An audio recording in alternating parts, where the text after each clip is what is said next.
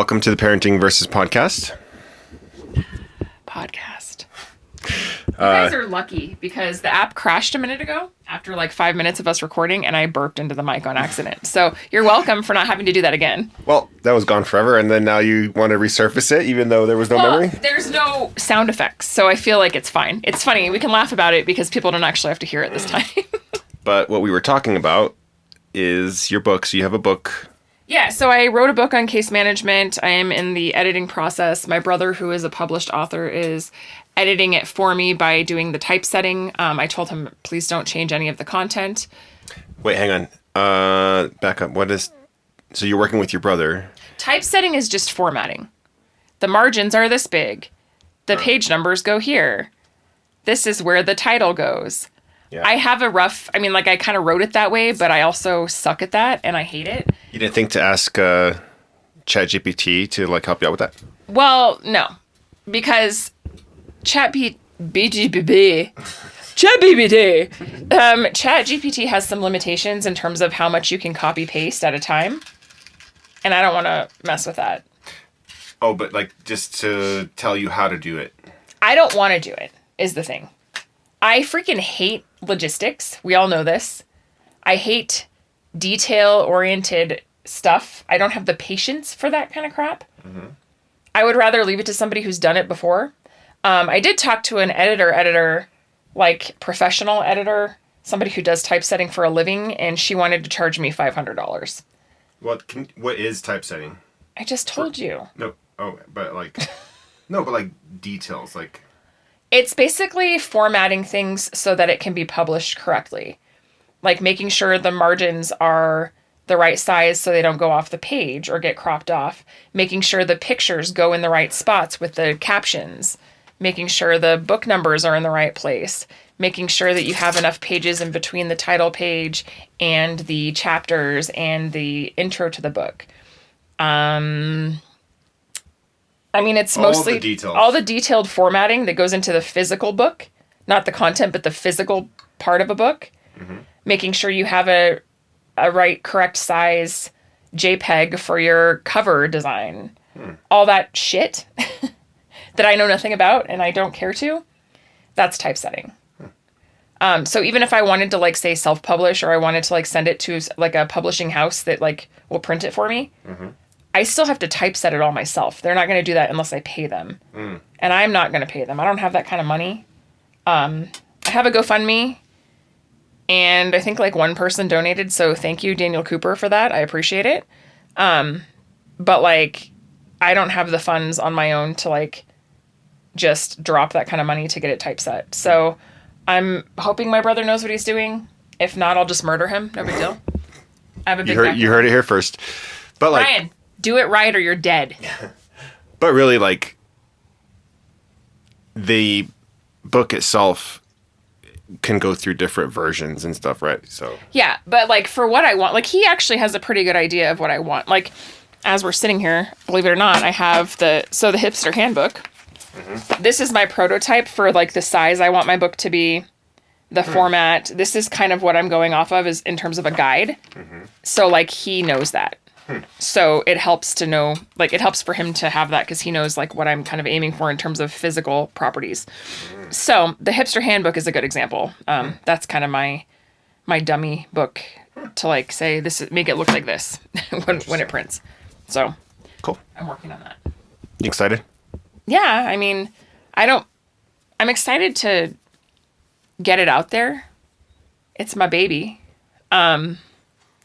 I don't think it's going to make me a bunch of money or anything. That's not the point though. Yeah. I've always wanted to write a book. I know a lot about case management. There's a lot of things that people don't know when they start the field. And there's experiential things that nobody can teach you until you experience them. So I think this is a good kind of jump in that direction. I was talking to my mentor actually, the other day. I had lunch with him. And we were sitting there talking, and he was asking me about my book a little bit. And I was talking about how, there's some things you never realize you're going to say. And I should tell you, my mentor is an Episcopalian priest, by the way, who happens to also be my old boss and a friend of mine. So it's kind of funny because he has the helping people with weird situations or like offbeat situations down, because he's done it in social services and he's done it on a spiritual level as a member of the clergy too. So we laugh about these things because we used to deal with the same clients at Goodwill. And I was telling him, like, for example, you know, the first time I saw a crack pipe, no, I'm serious. One of my clients, like, it fell out of his pocket and it fell into my car under the seat. And as I was cleaning my car out that day, I found it. And by the way, that day I got pulled over as well. So had I not found it before, like, a police officer, that would have been real bad.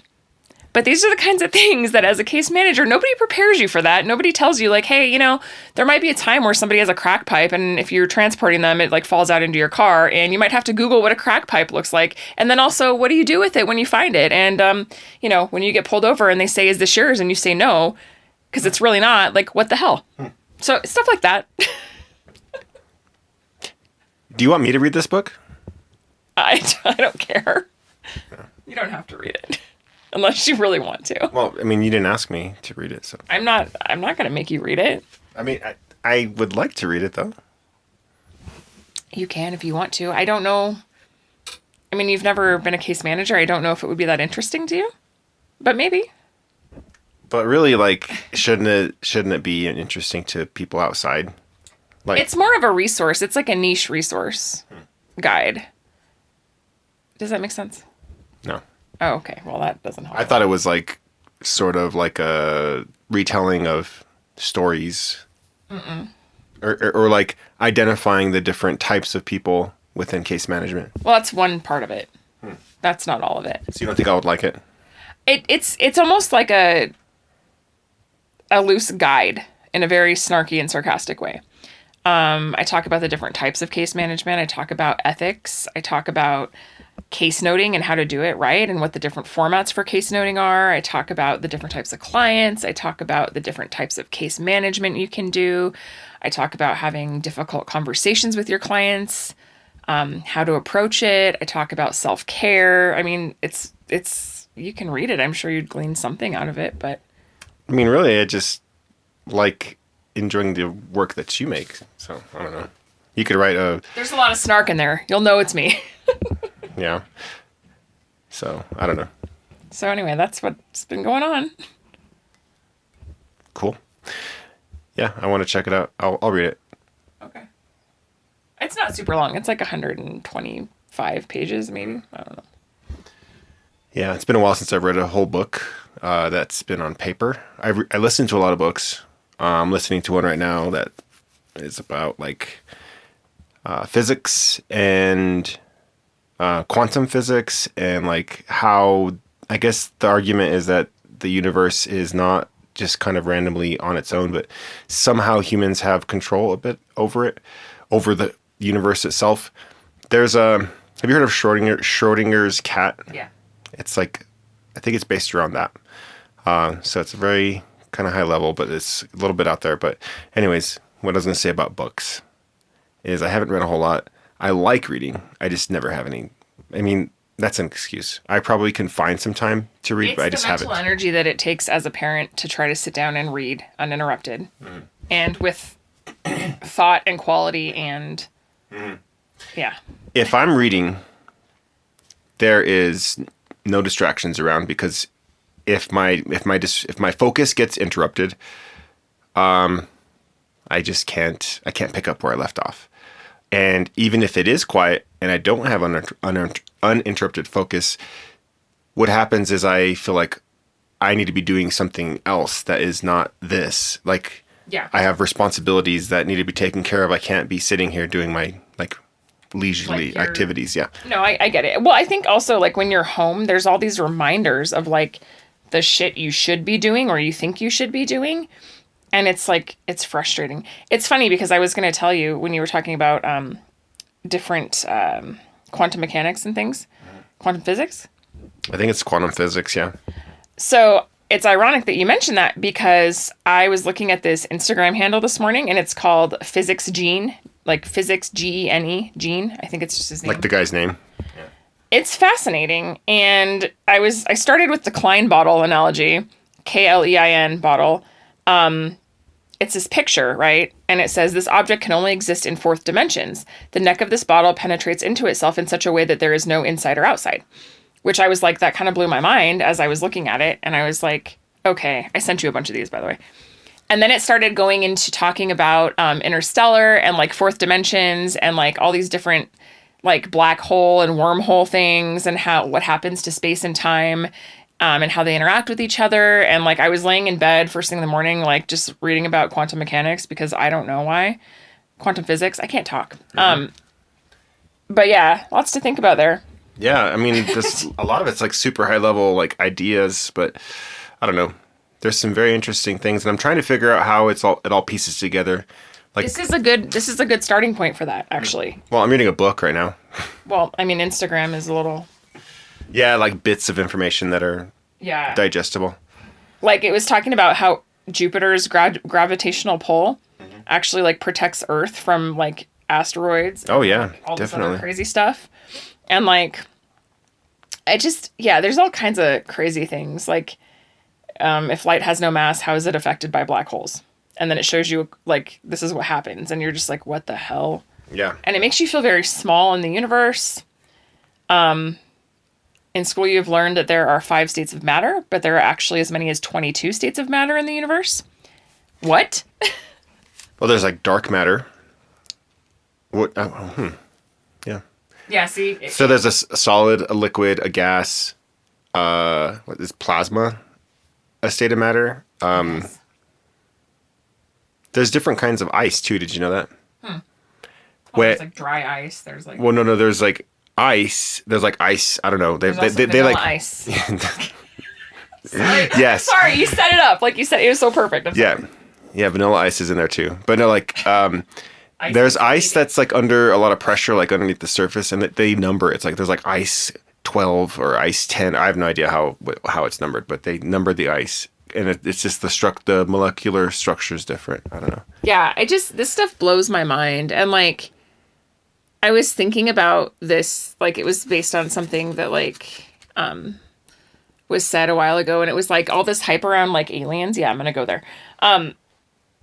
There's all this hype around aliens, and we're like, oh yeah, aliens, like they probably exist. That's crazy. We are prepared to meet like little green men from outer space, like mentally in our heads. What if like there's just other humans out there? Like, are we prepared to meet just like distant humans? Like, that would fuck with our ability to, like, be such a self-centered society. Yeah. Because we would realize we're not the center of the universe. And, in fact, there's other people I mean, how would it be other people? Because we came here by a certain set of specified, like, timeline.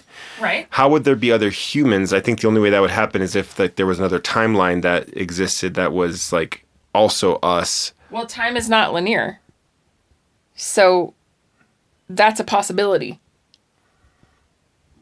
What do you mean? Time is not linear? Time is not linear. It's more like a... Oh, there's a word for it. There's a shape. I can't think of the name of the shape. A circle? No, it's... Ellipse? Nope. It's way more complex than that. We can't even draw it. Oh my gosh. It's not a parallelogram. There's a shape.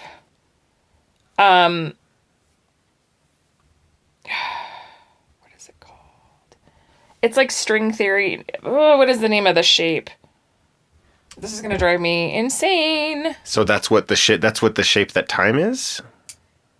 Yes. I'm trying to think of like what it's called. A tesseract. I've never heard of that. Tesseract. So time is not in a line, it's a tesseract? And it's just it like... theoretically could be a tesseract. It's just like layers on layers of layers of dimensional time. But because we can only comprehend like 3-dimensional time, it might just be on a different plane than we can comprehend or exist. Yeah. Or see. So if there's... I mean, yeah, I guess there's like things about the universe that are just mysteries to us, even like today. But like with our advanced, science... But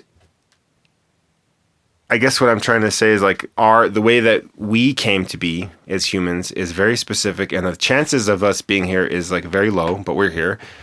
So for that to happen twice is even more so like not But we're not only likely. one solar system. There's like trillions of solar systems out there that we know nothing about. And yeah they're way more distant than we are. Like, we'll never know. Mm-hmm. But I don't think it's impossible.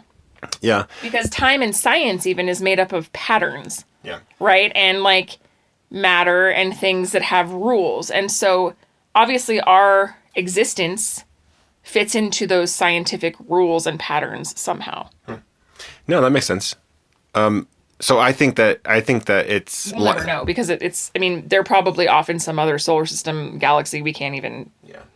I think it's likely that there's other life in the universe. The universe is vast, and there's probably life, but the chances of other humans, I think, is unlikely. But who knows? I think that's a very Western view. Like humans, like we came here in a very, like it's, like we could have been some other species. Sure. That's not human. Yeah. But there had to be a lot of stuff that happened from like the creation of the universe to where we are here for us to be here. That's true. Like, but who's to say that couldn't happen on a different scale somewhere else? Yeah, right, I guess it could. But they had to. And then you go into the question of like, is there a creator? And if that's the case, then there's a whole set of rules we know nothing about. And that goes into like, I mean, I think you can go a lot of different directions, but that's the cool thing about science, is that you can think on those things and you can wonder. And as long as you don't lose that wonder, you can learn something. So, yeah. And if I read a book, can I ask you to read it? As long as it's not a fantasy novel. You are going to be the first person that I am excited to say, hey, look at this work. Can you read it? Yeah. What is it going to be about? I don't know. Probably something very niche. Is it going to be about space? What I'm trying to get at is I don't know why I just like paused when I said that. Space. What I'm trying to get at is I want you to be excited for me to read your book. I am. It's hard though. It's just like art. Like you put yourself out there and you hope it doesn't suck, or you hope that somebody gets what you're saying, or that they can relate, or that they find some value in it. And then at the same time, you're like, well, if you make something... What if this sounds fucking stupid? And people are like, what an idiot. Why did she write a book? Well, whatever. Burn that shit down. Like, if you make something, like, I don't know. As long as you buy a copy, you can do whatever you want with it. You can burn it. Wait, you're going to make me buy it? I'm not going to make you buy it. I'm saying you in general, people out there. If you buy a copy of my book and you think I'm stupid, that's fine. Burn your book. But buy a copy, though. I have a blog. There's all kinds of stupid stuff in there. And I got... So there's like a little bit of a feeling you get, like when you put something out there. It's a vulnerability factor. Yeah, but you have a resistance to like, oh, should I submit this? Should I publish this? Because I'm saying some pretty ridiculous things, and like people might think that I'm stupid. So I've had a blog since I was like, I don't know, probably for like 15 years, and I got that, and of course what I write is so stupid. It's really dumb, but when you know that it could be out there and other people can read it, like anybody in the world can click on your blog and read it, you feel like a little bit of like, oh crap, like did I say something dumb? Am I stupid? Whatever. And in my case, it's true. Like I did say something dumb and I am stupid, but that's okay. Like you're not stupid. Okay. Have you read my blog? Some of it. And no, you're not stupid. Yeah. And I think the thing about a blog is that you're not doing it for anybody else. You're doing it for yourself. You're just allowing everybody else to take a peek. There is an interview with Rick Rubin. Who's that? Rick Rubin produced a lot of like, I think like Death Row, a lot of the old school. You said Rick Rubin and my brain automatically went to Rick Astley because that's where my life's going now. Yeah. I mean, he's... Like, that redheaded guy? Just kidding. He's probably a very, very nice guy. I'm sure he's great, yeah. He's British. Aren't all British people? Rick Astley, we're never going to give you up. Never going to let you down. So, no, but Rick Rubin, he was in this interview, like it was a snip of an interview on Instagram, like how everybody gets all their media, like in snippets from Instagram or TikTok or whatever. It's true, our attention spans are shit. Yeah. That's why I learned about quantum physics on Instagram. Yeah. I mean, that's what we have. We have the couple of moments, like when you're sitting on the toilet or whatever, like to... If you're a man, you're in there for 45 minutes, though. Whatever. That's your piece. So, but anyways, his interview... Why are you putting the cup on your face? It feels good. It's warm. Oh. Kind of.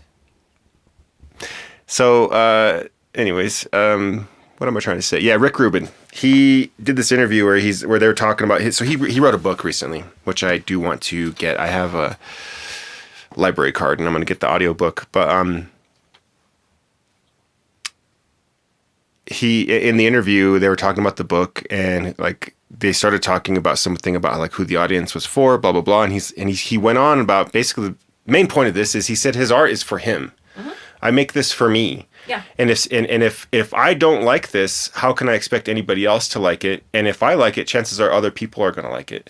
So that's why I wrote my book, because I was like, it started with a really bad day at work, and I was pissed, and I was like, fuck this job, fuck these people, I'm sick of this shit.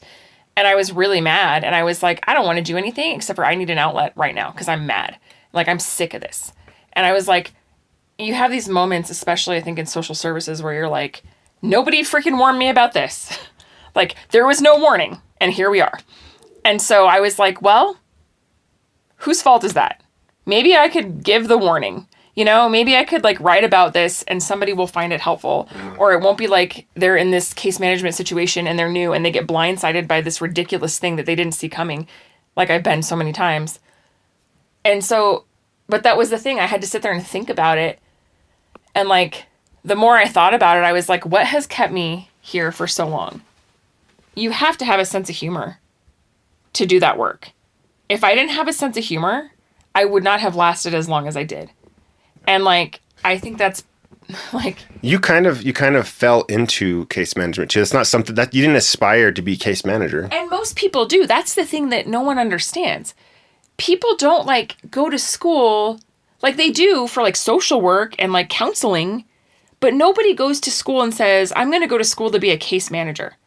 That's like the lower level shit in terms of like social work and counseling, because you don't have to have a degree. It's a lot of like, learn as you go, feet to the pavement, in the thick of it. Like, you're learning about the craziest things as you're dealing with the craziest things. And you don't have a textbook to teach you how to do it. And you don't have like a salary that pays you enough to do it, and you're doing it. And so case management a lot of times is something that people fall into. Yeah. And the people that There's no handbook. The people that got the degrees, chances are they weren't like client facing, or maybe they were for a little bit, and they then are for their internship, and then they move on to do other things, but they're not ever like, I don't want to say that because that's not fair, but people that get paid a lot and have social work degrees, they're pushing paper.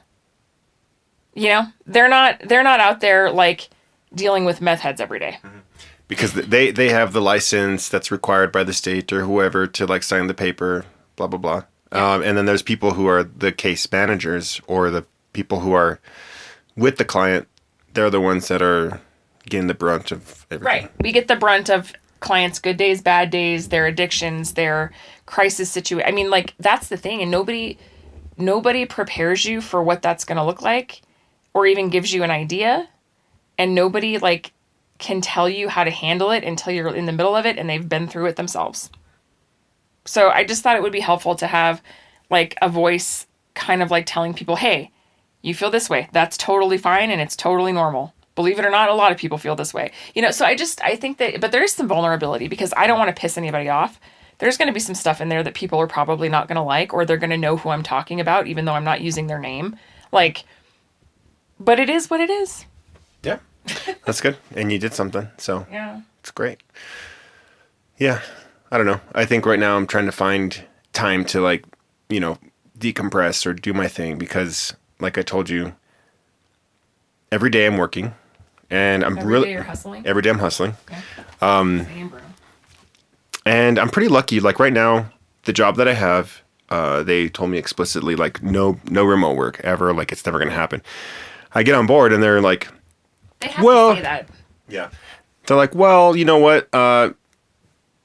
We have some flexibility, and you can go ahead and work from home, partial days, like try to come to work as much as you can.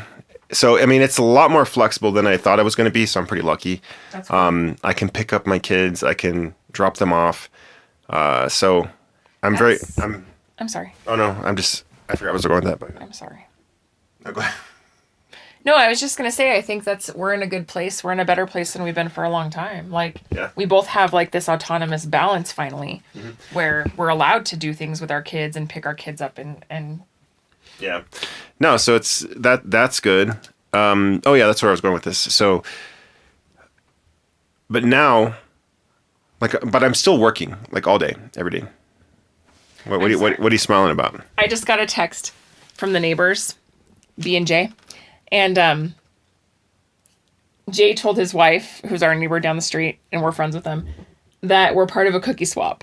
So now you have to make biscochitos. It's on. Nice. I got to figure it out. I know. So biscochitos, if you're not familiar with New Mexican culture, biscochitos are amazing. My kids don't like them. Neither does my wife. But I do like them. I like them with milk, and I like them with coffee. They have to be crumbly so that it feels like you have a delicious like mouthful of sand. And that doesn't sound appetizing to a lot of different people, but it's like a very crumbly cookie, and it's very dry. Well, I don't know how to describe it, but it's crumbly, and it tastes really good. It has anise seed, and it's basically a sugar cookie with anise seed in it. But they're a traditional like Christmas cookie here in New Mexico. So yeah, I'm down, and I will get the recipe from my mom, and I will make some. We do have one cookie cutter. Yeah, and we found it. I think we found it in a drawer at our old house. Like someone had left it there, and then we were like, "Oh, weird." Mm-hmm. All right, cool. And we just kept it. It's not even something we bought or picked. We just found it. Yeah. But yeah, I'll make some cookies.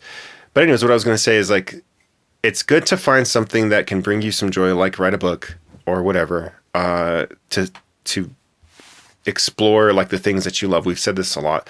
And for me, I am working, 8 hours a day. And then when I come home, I get to work right away. Second I come home, I'm taking off my stuff. I'm changing into my comfortable clothes. Have to change into comfortable clothes. Speaking of comfortable clothes, you're cracking me up today because you have a sweatshirt and a hoodie on your head and you're wearing shorts. Yeah, that's how I do.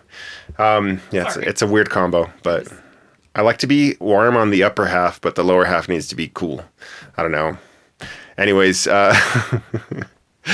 so yeah, when I get home from work, I'm back to work. Like I change into my comfy clothes and then I start cooking dinner. Like dinner's my thing, which is fine. I don't complain about that. I enjoy cooking. Freaking hate cooking.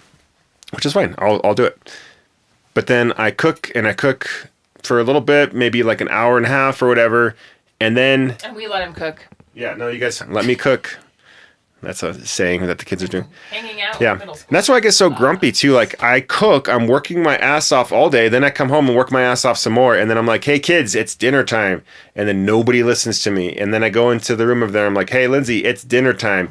And then I just sit at the dinner table. I listen to you. That's not. No, sometimes you guys are doing your thing. I try to give you guys grace or whatever, but like. Middle school kids out there again. Too bad Luke's not home. Yeah.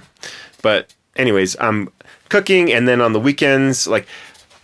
I cannot relax. I cannot let my mind settle unless everything is picked up, the dishes are done. If I can vacuum, like it has to be vacuumed.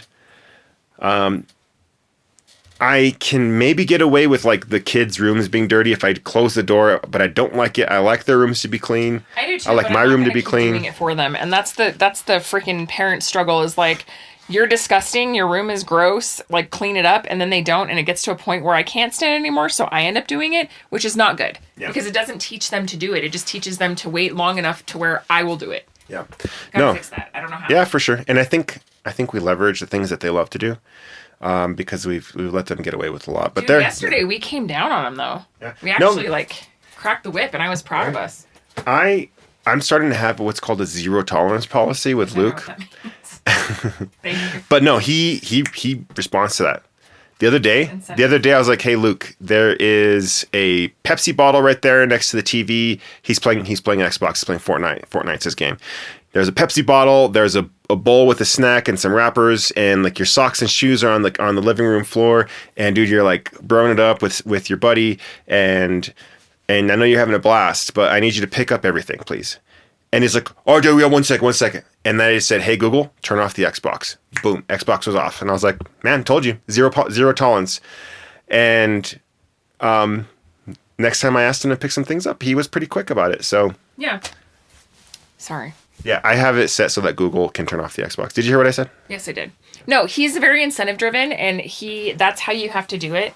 You can threaten as long as you want to, but until you actually act, he's not gonna do anything differently. Yeah. And it sucks because I want to be able to give him chances, but like, it just backfires like every time. Yeah. I think so. We banned him for today, but he's been pretty good. At church, he decorated a tree. Him and Samuel, they're so proud. Was it just him and Sam? Yeah, and then there was a couple of other middle school kids, but he was super proud.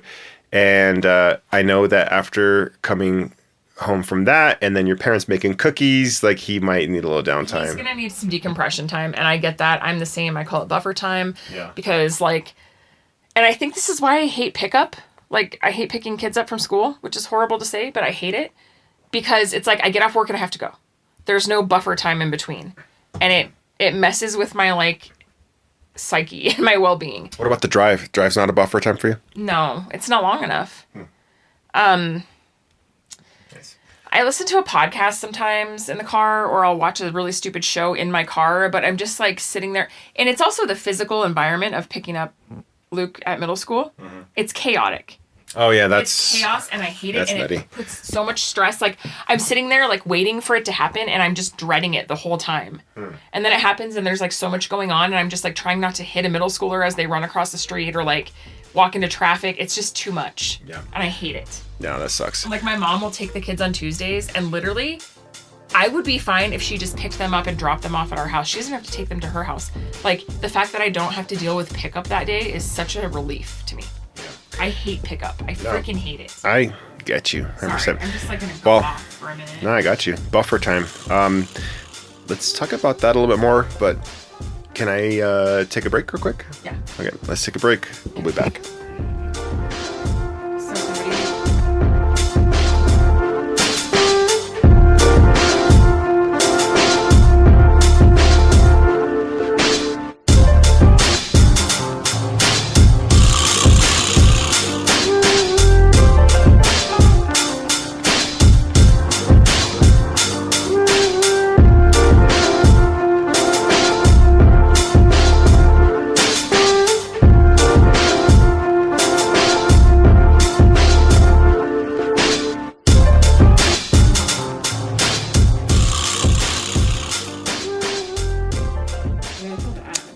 And we're back.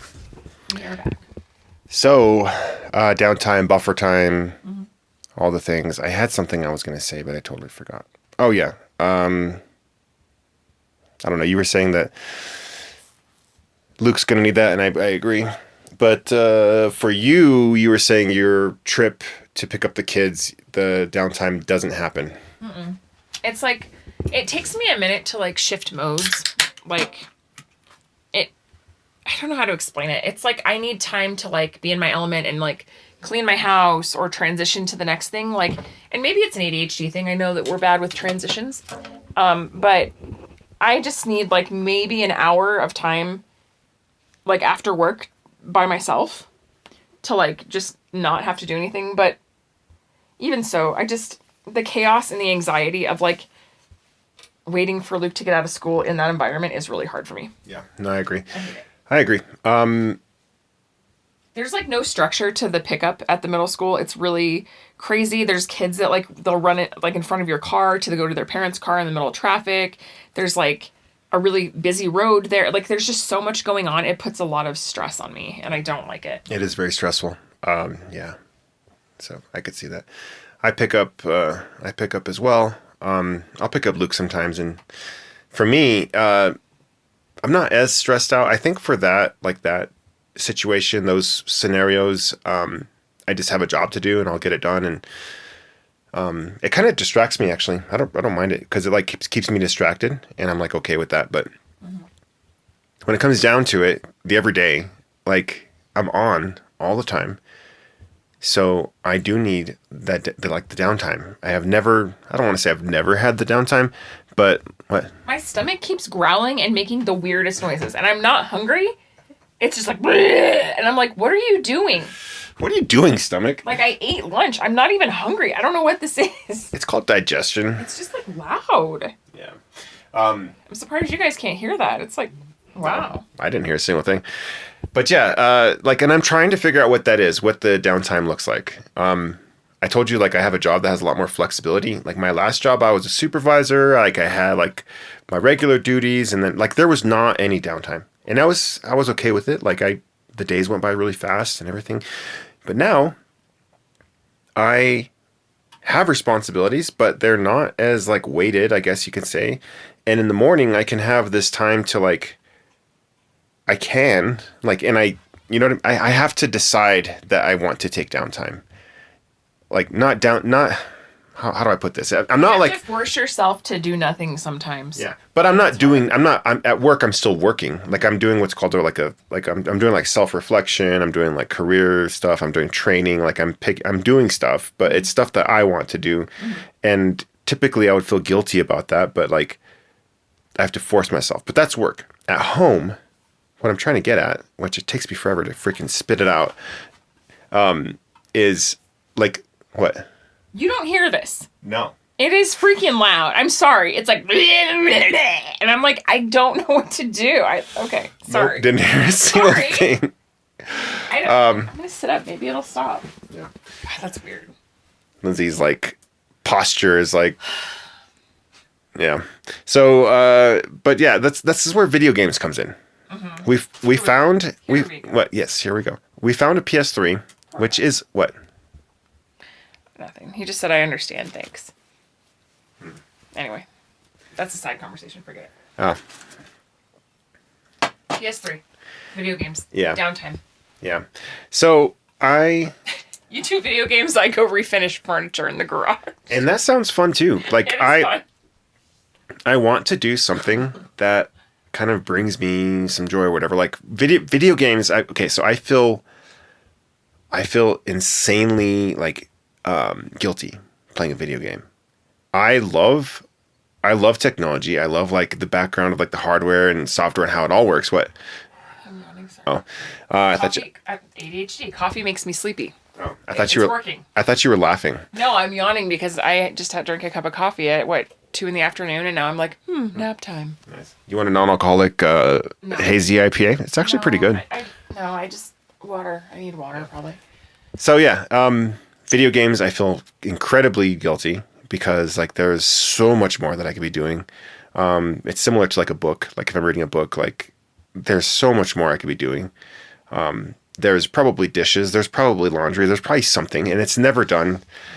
But with the book, with the book, my attention is broken, and I can't get back into the story, and it's really hard to stay focused. A video game locks in your focus, and it kind of takes you to a different place. Right now, I'm playing Red Dead Redemption, which is it's a Western. I gauge that from the music that plays, which is actually kind of cool. Yeah, and this game came out in 2010, so it's literally a 22-year-old game. Which is surprising to me because I'm playing it. I've never played this game before. I've heard of it. A lot of people played it. I haven't had the last video game system I bought for me was a PS2, and I was in college. So since then, I have not had a video. I mean, I guess we bought an Xbox for Luke, and sometimes I'll play that. But I like video games. It takes you to a different place. It's really cool technology. But then this thing sets in when you're I could be installing a light, or I could be finishing furniture in the garage. Well, I could be installing the floors that need to be done or whatever. And I don't want to let those go, but then I still want to balance having that time. And then on top of that, I'm 40. And is it socially acceptable for a 40-year-old man to play video game? I think a lot of 40-year-old men play video games. You didn't answer the question. No, I know a lot of women whose husbands play video games. Our neighbors down the street, for one. Yeah. So I know this, and I know it's normal, and I know it's just annoying because I think as women we have different outlets and they don't look like that. And so when we see that, we're what the fuck? Grow up. 40-year-old men. Yeah, kind of. But then again, we have to remember that men are 10 years behind us in terms of maturity. So I think that, so I think it's our generation. Previous generations, 40-year-old men are not going to be playing video games. Like, because they were on Wall Street snorting cocaine. I guess they were the wolf of Wall Street. Yeah. Howling. They were busy buying hookers and snorting coke. Yeah. Okay? And dealing with insider trading. Here you go. I guess. Dude, that escalated so fast. Yeah, they're like, screw your Mario. I'm gonna go snort some coke in the bathroom. Yeah. Totally relatable. Yeah. But like our parents' generation, like there's no way. Like what did your dad do at 40? Or what did other dads that like from our generation, what did they do at 40? They golfed. I mean, they went golfing. My generation, they love to golf too. Our generation, they love to golf. I've never seen you golf, like maybe one time. I like to golf. You should do that more. Again, okay, so. Here's the thing. I think golf is more acceptable because one, it's a sport, a physical sport. Two, you're outside, you're getting fresh air. Like there's something societally acceptable about that for your mental health. Yeah. I like to golf. Socially acceptable. Golf can be a little bit pricey. There's some city courses that are, not too bad. But, and I guess video games could be pricey too. But like, I don't know. I like both. I like both of those things. What if we got like a VR headset and like I just checked out and like I was always on the VR headset? And I just like stopped Mom and I was like, hold on. Would that be different from... I gotta go to my second life, my fake family in here. Would that be different from us checking out on our phones?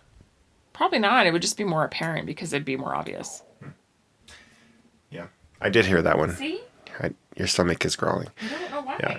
So I do want to like get into the things like the hobbies. I've been. I was gonna say I've been dadding a lot. I mean, you're gonna be dadding for the rest of your life. No, I am. But like, is it okay for a dad to like have some time and do the things that he wants? Mm-hmm. Is that okay? Because part of me says like, no, it's not okay. Like, you have to be doing something for your family all the damn time. No, you have to be cooking. You have to be cleaning the house. You have to be doing the yard work or, like, maintaining the cars or, like, maintaining all the background paperwork for all the insurances and all the other stuff. Like, I think it's okay. I think that maybe there's something where, you try to incorporate your kids into some of that and share those interests with them. Yeah. I am trying. It is hard, though, because there's times where I just want to do things by myself and be like, I don't want to deal with kids. Like, I like to bake. I love to bake, actually. It's, like, therapeutic for me because it's not highly sustained attention for the most part. Like, it's just a couple simple steps and then you're done. And sometimes I just want to bake something because I want to do it. And the kids are like, I want to help you. And I'm like, I don't want your help. Like, just let me do this.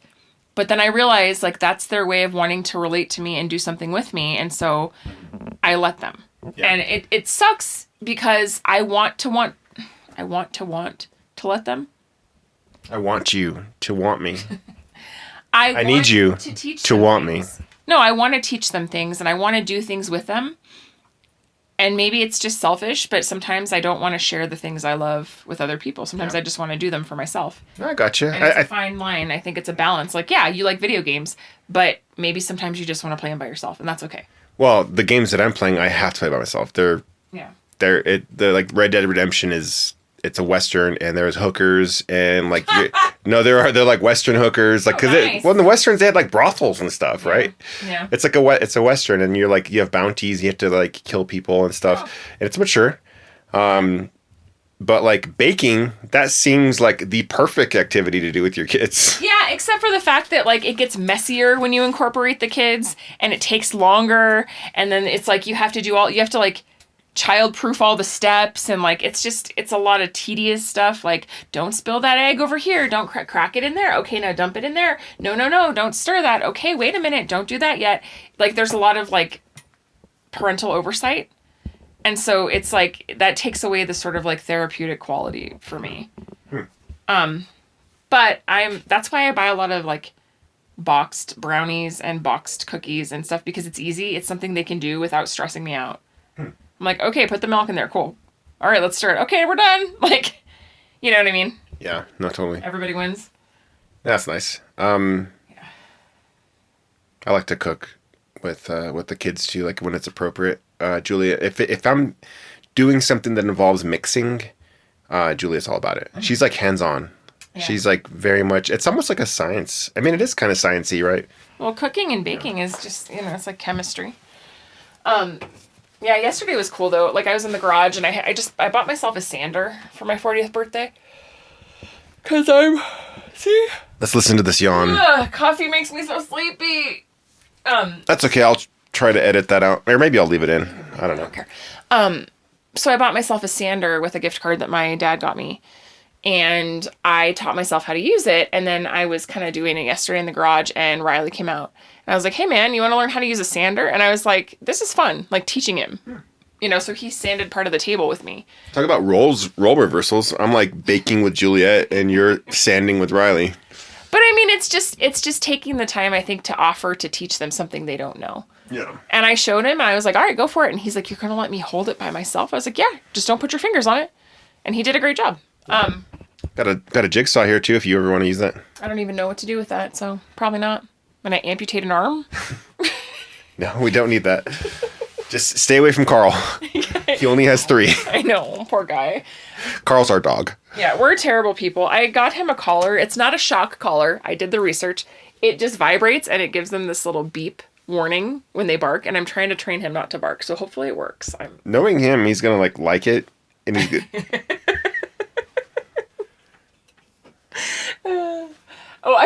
He heard the beep earlier and he looked around like, what was that? And then he barked again. He was like, what was that? And I could tell he was like connecting the dots. And I was like, yeah. That's what's going to happen every time you bark from now on. Knock it off. Yep.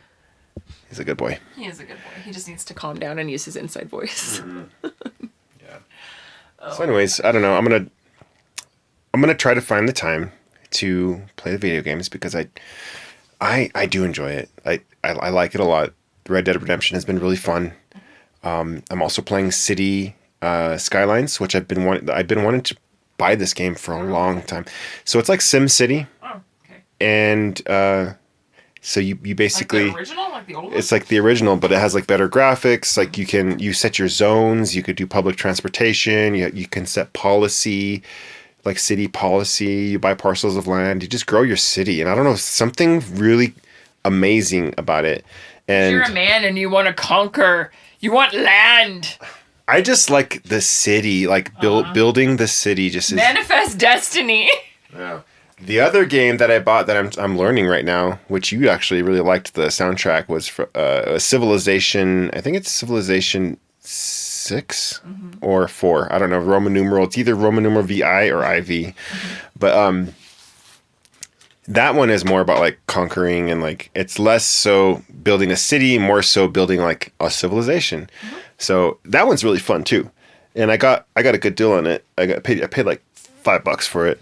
I wish I could get into games. I just I don't know. Like I used to play The Sims. I did for a while, but now that I actually have a family, it just seems kind of counterproductive, to be honest. Yeah. It's like, oh, I actually have to take care of people, like real people? Okay, this isn't fun anymore. Yeah. Yeah, I think I played that, like, before we had kids, but I don't know. I mean, I wish I was into games, maybe, like, Tetris or something like that. Okay, side note, ADHD time. Yeah. That needs to be a jingle on our podcast. But I was just thinking, it's gone now. Sorry. It's so accurate. I have these like Instagram reels where I'll be like ADHD thoughts with Lindsey, because if I don't say them right then and there, they're gone. And so I'm like, okay, Instagram, blah, blah, blah, blah, blah. And then, yeah, I understand that feeling. I do. What were you talking about? I like games, too. I think I'd be more interested in games on a VR headset, to be honest. I do. I just don't know what kind of games I would like to play. Like I said, maybe something similar to like Tetris. I do a lot of like word searches on my phone and like bubble pop and stupid crap. But even that, I'm kind of like, for me, I think relaxation has to be something tangible. Like I like doing things with my hands.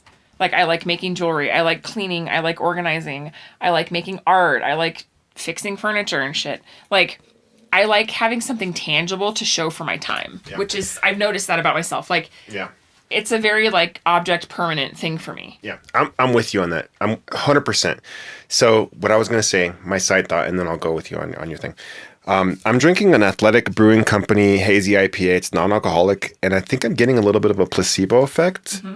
Is that weird? No, it really does taste like an IPA. No, but it tastes like it. But not a sponsor, but yeah, I wish they were. We will accept your sponsorship, Athletic Brewing. Reach out and be like, hey, send us some NA stuff. We'll drink it. So that's the cool thing. Also, side note, again, we're down the rabbit hole. Here we go. So since not drinking, since I can't drink anymore, and I haven't for like 3 years now, I think, the NA options have gotten so much better.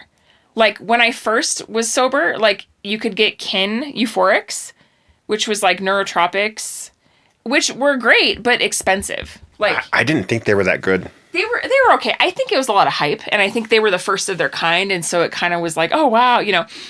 Cool. My thing was like, why am I going to spend like $20 on this bottle of non-alcoholic juice? Yeah. No, for sure. And I think that it was like timing for them, really.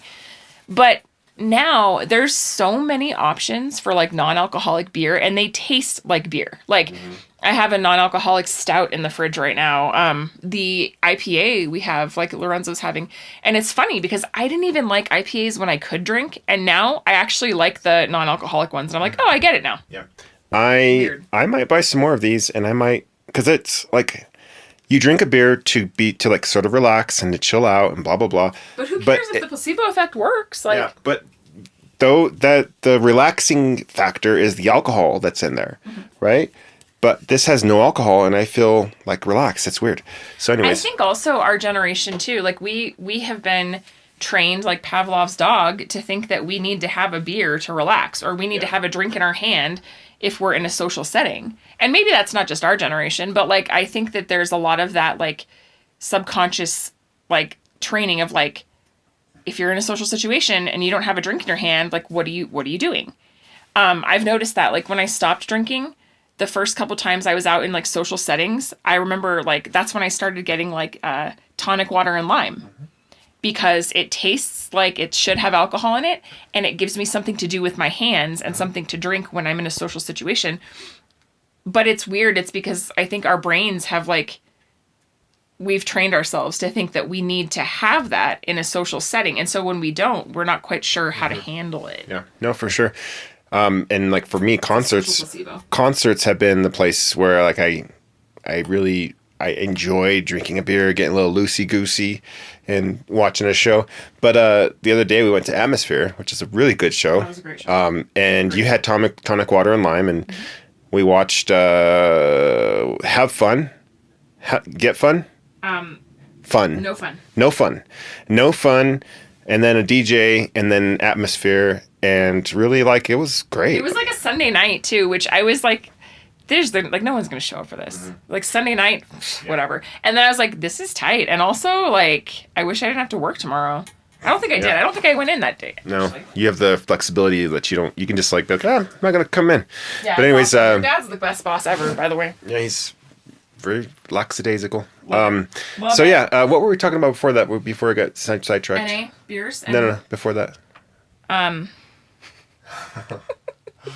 don't remember.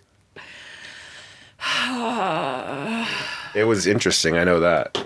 At least it was interesting for me. You were like, I'm gonna doing things hands time. So yeah, video games. Yeah.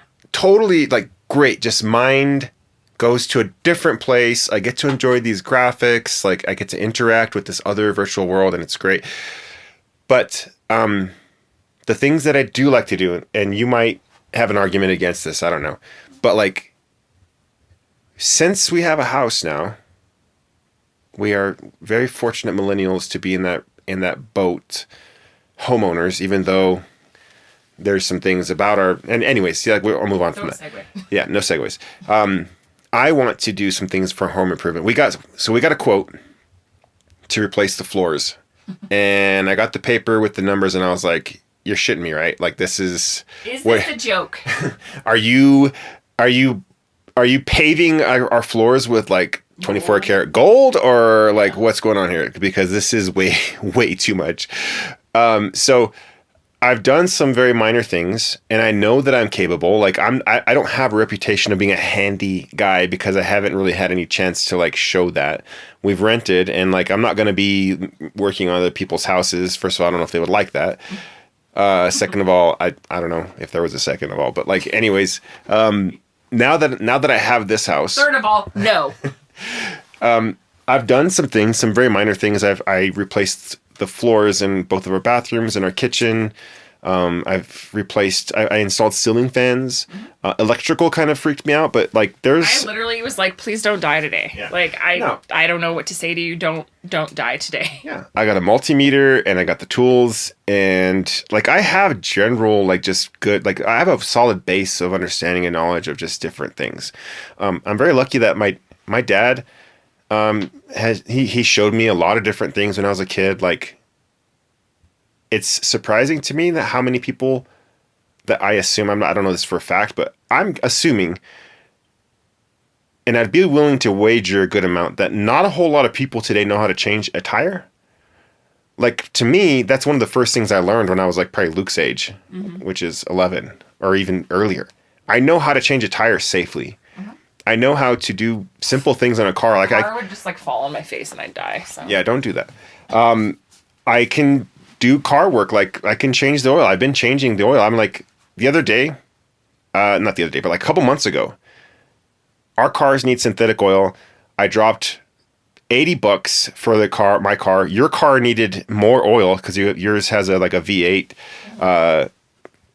It's a big motor, so it needed more oil. So yours was like 120, and I'm thinking like, what am I doing? I know how to change the oil, and it's going to cost me, okay, cool, I need a couple parts here and there to get me started, but then after I have the base amount of parts, then every oil change, I just need the oil, and I need the filter, and like I'm good. So I started doing that. So I have base knowledge. What I'm getting at is the things that I want to do involve the house, and like I do want to change the floors, I do want to change the lights, I want to fix this place up.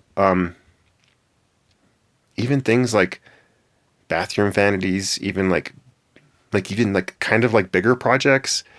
We changed the microwave out in our house.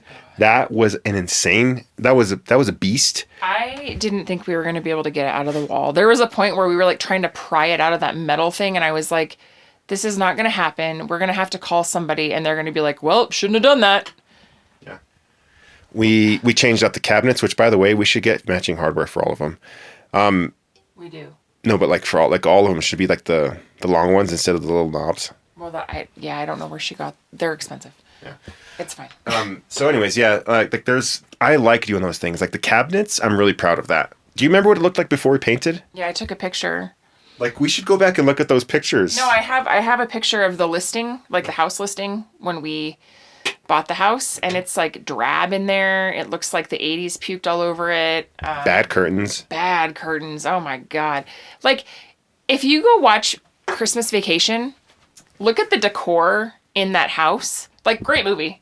But imagine that decor has then aged like 50 years. Right. That's what our house looked like when we bought it. The thing that's cool about our house, though, I have to say, is like, yeah, there's a bunch of stuff that's outdated, but it's not like falling apart. Mm-hmm. Do you know what I mean? Like, it's not like we're like, oh no, we can't use the bathroom because it's falling apart, or like, oh no, this is broken because it's old. Things are in good shape. They just need to be updated. And so that's the benefit. Yeah. One of the first things we did was cut the carpet out of our master bath because there was carpet in there. So I cut that out. And bought some cheap peel and stick tiles, and we were like, "This will work. We don't even care. It's not carpet." Like, ew. That was kind of a beast, though. I had to chip out all the old tile. So I stripped it down all the way to the concrete. I cleaned it up, and before you even lay like the chip peel and stick, has to be a pretty smooth, like clean surface. So that took me a little bit, but I took the toilet out. Like, yeah. Like I get it. Maybe old people don't want cold feet, or I don't know, but like. Carpet in a bathroom, like that doesn't, there's no logical reason for that. Like, you think about mold and like ventilation and like fluid. Oh God. Yeah. Nope. No, thank you. Yeah, I gotcha. So anyways, well. What are you listening to? Thank you for asking. I'll start with you. What are you listening to? I don't know. No idea. Let me pull it up and let me just find what I've been listening to. And no, I'm not going to go through my Spotify Wrapped because I don't have Spotify and I could give two shits about that. But you have YouTube Music and they do the same thing. But I don't care. I'm not going to like share it with everybody like everybody else cares either. Oh. I had the mic pointing. Yeah, sorry. No, it's just funny. People are like, here's my Spotify Wrapped. I'm like, no one cares. I think it's, literally nobody. I've shared mine, my thing, and I know nobody cares. But I think for me, when I put it out there, again, it's one of those things. When you share something, it's most of the time it's just for you, right? Like it's gonna come back. Maybe. When the algorithm says, hey, remember last year when you shared your Spotify Wrapped? This was your Spotify Wrapped. I don't know. Neat. So there's this song I heard the other day, and it's old, but it made me laugh so hard. Mm-hmm. And it's called Asshole by Dennis Leary. It's funny as hell. So isn't Dennis Leary a musician? Yeah. I mean, not a musician. Freaking, what do you call it? I can't. Never mind. Go ahead. Anyway, it's a really funny song. It's kind of mocking like American culture and all of its like isms. It's funny. My 11-year-old has been listening to Eminem, which I am like not super stoked about, but at the same time I'm like, whatever. It's from Fortnite. Yeah. He's like, Mom, have you ever heard of Eminem? I'm like, dude, are you for real right now? Yeah. Have you? I put on Eminem for the boys after I picked him up from their little youth event. And I was like, whoa, I should probably turn this off. I turned it off. It was like, It was a little intense. A$AP Rock has a new album, actually. There's a song called All City Nerve Map. It's really good. Haven't heard from them in a while, so it's pretty cool that they, like, have a new album out. What else? Dope Lemon, the band Dope Lemon. I kind of go through them sometimes. They're kind of psychedelic, like, acid rock, sort of. Like, I can't listen to them all the time, but sometimes. Of course, I'm listening to the New Atmosphere because it's good. It's my jam. Lots of Christmas music. And you're going to think I'm super weird, but there's this mix on YouTube. Like, I have to play it for you because it's weird. It's just called Haunting Space Banjo. And it's like ambient, but it's really cool. So hold on. I'm going to let you sample.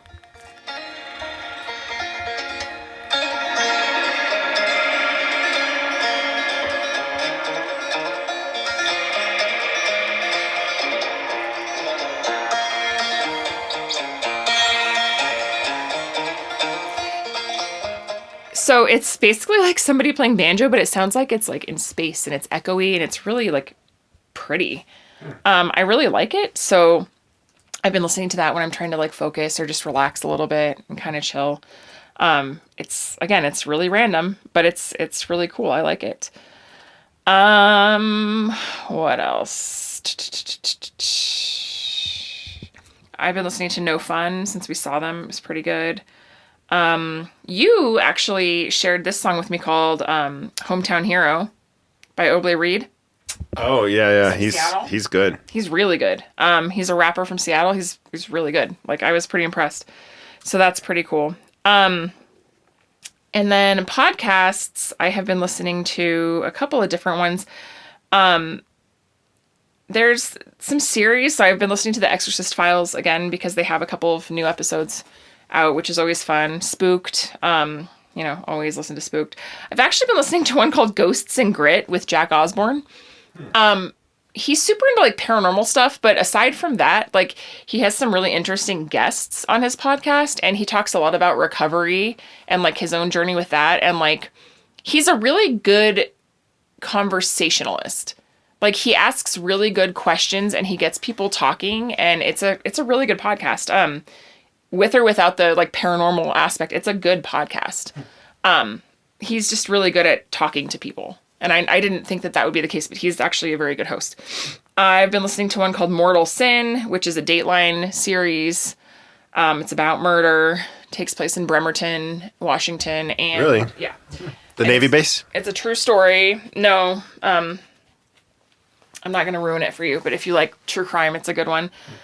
And then this other one called Witnessed, Fade to Black. I don't like true crime. I'm just going to say that. That's okay. It's not for me. I don't like being entertained off of other people's misery. No, that's fair. That's fair. I think the thing with Dateline that I like is that it's more investigative. It's not like, they don't really give you like a lot of the like morbid facts. It's more just like the facts, and then they introduce like why this person's a suspect and how they went about the investigation and how they found this and what evidence made it happen. And like, It's more like technical, which I like. This other one called Witnessed Fade to Black is really interesting. It's a true story. It is about a screenwriter who disappeared, and he apparently had ties to the CIA, and it's a really weird story. It's really interesting, though, and it talks a little bit about how there was an office within Hollywood that was run by the CIA because in the 90s and 2000s, they wanted to have a better reputation in films, and they wanted to basically like, I mean, I guess it's propaganda, but like they wanted to influence the way they were seen in films and have an influence on their reputation in certain ways. And so they had a film office in Hollywood, and this man was affiliated with that. It's a really interesting story. And it's a true story. I'm listening to the Pretend podcast, and then the last one I'm listening to, I need to find it. Watch me not find it now. Oh, that's so weird. Okay. Well, never mind. And then recently I was a guest on a podcast as well, which was pretty cool. It was called The Opportunist Podcast, and I talked about my first job as a case manager and some stuff. And it was really cool to be a guest on their little mini episode, which it's crazy when you listen to a podcast from afar and then you talk to the host or you talk to the person and you know their voice. Does that make sense? Yeah. And you're like talking to this person whose voice you listen to for entertainment. Like it's weird. Her name's Hannah. She's a great host. They're out of LA. It's a great podcast, but not just because I was on it, but like what's the podcast about? Like people who do bad it's things? About people who are opportunists and like how. And I talked about my old boss because she is now in federal prison. So anyway. Cool. Case management, full circle. Right. Yeah. Anything else? No. What are you listening to? So music wise, my phone we're recording on my phone, so I don't have access to my library, but there's a couple of, I don't know. I'm not even going to say it because I couldn't tell you what they're called. A couple of hip hop. I mean, I get introduced to music on my Instagram feed, like the algorithm will kind of tell me things. So there's one guy, his Instagram stuff, he's like he kind of has like the old school kind of homie dress. He's got a mustache, Nike Cortez, I imagine. I don't know. I might be imagining this. I think his name's Obed or something. Yeah, it's Obed Padilla. Oh, Obed Padilla. Yeah, there you go. Good. Yeah, he's got some good music. And then there's this other guy, hip hop. And can you go to my Instagram real quick? Yeah, I can try. And because I reposted his story, and I think he's like kind of maybe not super. Oh, never mind. The story's deleted. Aww. But anyways, I'll see if I can remember and put it on Instagram. I've been liking hip hop a bit more. Did you hear something? A baby? Weird. Did you hear that too? Yeah. Weird. Maybe it was cat or something. I don't know. Anyway. Huh. So, but as far as music is concerned, I'm not listening to as much music because my day is not me working nonstop. I'm actually bouncing from meeting to meeting, so I can't really listen to that much music. Also, I'm on bass now, so I'm not sure where I can take my liberties of like wearing headphones. Like, I don't know if that's okay. It's fine, just ask. I don't know. Like, I don't know what the protocol is. Like, do I need to like evacuate in a certain? I have no idea. There's this thing called the Big Voice. You've heard of it. You probably heard it when you lived in that area. But it's like there's a main speaker throughout the whole base. Every day they play like the Air Force song, and then they play national anthem.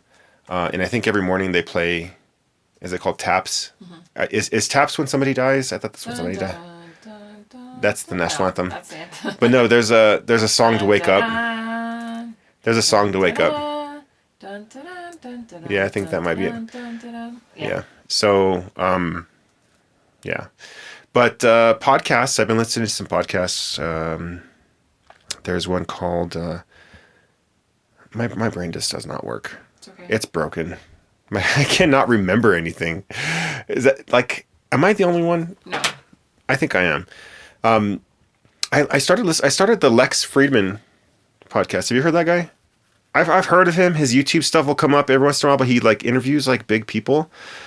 He's interviewing Jeff Bezos in this most recent episode, and Jeff Bezos, not a lot of people like him because he's rich and Amazon and blah blah blah whatever. His girlfriend is gross. And fiance, sorry. Fish lips, Bezos. Yeah. So sorry, fish lips, if you're listening. But anyways, it's a pretty he gets some pretty big profile people on there, and it's interesting, it's engaging. I like his questions he asks because he kind of asks it in a way that is it's a simple complex, if that makes any sense. I don't know. But Hard Fork, that's the name of the other podcast. Hard Fork. They talk a lot about it's like tech journalism. I'm really into tech journalism. They talk about business. They talk AI a lot. When they start going down crypto, though, like cryptocurrency. Crypto, bro. Cryptocurrency does not engage me at all. Like, I don't care about cryptocurrency. Yeah. AI and like tech giant news and CEOs and tech business, like new technology and like the waves and impacts it's having on the world. Those are interesting to me. Crypto, meh, I don't really care. Yeah. So I've been listening to those podcasts. And then we've been watching. Sorry, that candle smells. It's like really strong. I had to blow it out. Oh, that's okay. We've been watching a couple shows. We got logged back into Hulu, so we're watching The Murder something. Murder at the End of the World. Murder at the End of the World. Yeah. It started as like a crime, but there's robots. Spoiler alert. Supposedly. Spoiler alert. Really Sorry. Gotten into it lately. Yeah, I think there's robots. I think that's in the preview. Yeah. So yeah, we'll see. Maybe we'll watch that tonight. Yeah. But then we re-picked up Fargo. Yeah. Which is great. We re-picked up Fargo. We stopped watching, I don't know, a couple years ago with the Ewan McGregor one, and we just finished that. It was great. Mm-hmm. I don't know if you liked the ending of that season or not. That's such a well-written show. It's just so good. Yeah, it's really well-written. I think at the time we got sidetracked with something else. I don't remember exactly. Maybe it was Westworld. I can't remember. Something like that. Yeah, we just got sidetracked on another series and forgot about it for a minute. It might have been Westworld, actually. Yeah. So yeah, it's been really good. And now Stranger Things too. I think we got sidetracked on that last time. I mean, good reason. Yeah. Stranger Things was good. So yeah, and now we're starting the season with the Chris Rock season. Mm-hmm. Chris Rock, and I think also Jason Schwartzman, and there's a couple of other big names in there, I think. Yeah. But yeah, so far so good. Yeah. That's about it. Is that it? We finished Boardwalk Empire. Mm-hmm. It's really good too. So that's it. Well, thanks for doing this. Yeah. You're welcome. What are you doing? You're doing signs. Oh, I was just saying rap. Oh. You usually rap. You usually do it. Oh, okay. So I was waiting for you. All right. Well, that's it. Thanks for listening. We'll see you in the next one. Bye.